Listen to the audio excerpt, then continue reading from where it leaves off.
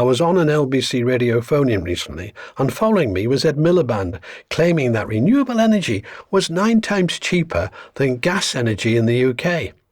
Totally delusional, this man, and this little video explains why. Ed Milliband's tweet reads, "New renewable power is now 9 times cheaper than gas. This energy crisis is the fossil fuel crisis." He's right there, because all the capacity of wind we put in actually doesn't count for nothing when the wind doesn't blow. And he goes on to say the way to solve it for good while strengthening our energy security, well, that's a laugh, because what security is there when the wind doesn't blow? And tackling the climate crisis is to get on with the clean energy sprint that Labour has called for, a sprint that would take us right over the cliff, carrying on the failed policies of the past. Let me explain. Well, first, that Ed Milliband doesn't realise is that many wind farms have the price they charge are pegged to the price of gas. So today, with the high gas prices because of the European shortage and the Ukrainian war, they are gaining enormous profits. So basically, he's even wrong before we begin. A recent study by 2 UK universities found that only 1% of the time did renewables set the price of electricity. When Ed Milliband opened this wind farm way back in 2009, it was claimed it would power 32,000 homes. But that is a totally misleading figure, and here is why. At the time of the making of this video, in the next 24 hours, this wind farm is expected to produce 79,820 kilowatt hours.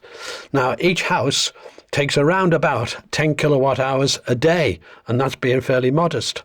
So how many houses can it actually service in the next 24 hours? Well, the answer is about a quarter of those homes. And of course, when the wind does not blow at all, it can service no homes at all. And the energy has to come from somewhere. Looking at the picture overall for the UK, it is claimed that we have 25.5 gigawatts of wind power. That includes onshore and offshore. But we really don't have that. It is really totally misleading to say we have that. For example, in 2018, we had 9 days without any wind power at all. So this is deception at its finest. How many homes can be powered by this wind farm or that? Well, the answer is at times none. Even today, as I make this video, we look at the live stats. And here, the green line is wind. And it's giving at times as low as 1 gigawatt out of that 25.5 gigawatts. And the reason is we have a high over the country, but this is common. We've got a few days of rain coming, and then we've got another high coming. So most of the time, the wind isn't there.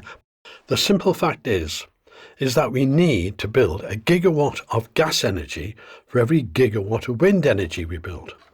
That makes wind energy a very expensive form of energy. It's a medieval form of energy, and wanting more of it is insane. The deceit about wind farm capacity has to stop.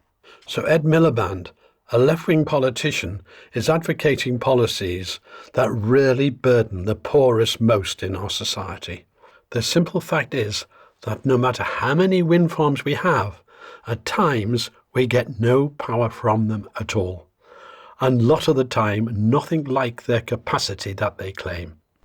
To this day, to this hour, I am still totally puzzled as to how otherwise intelligent people like Ed Milliband can make such silly claims and put us on a road of energy disaster.